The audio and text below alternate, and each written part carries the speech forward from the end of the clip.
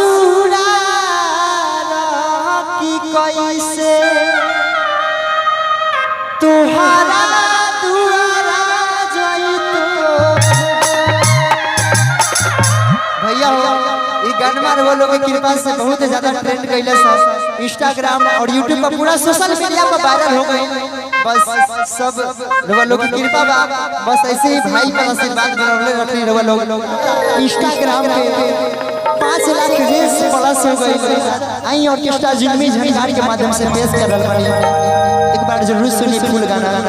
बड़ी भाव लागल भैया लालू भैया कि भंगिया धथुरा भोले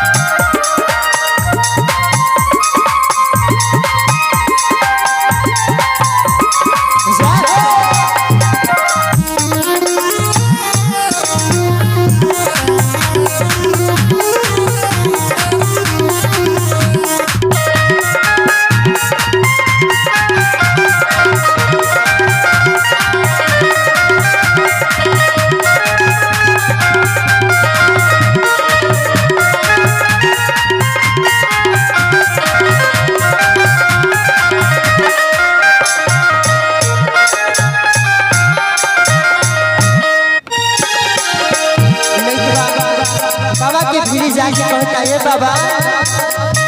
या तो रिया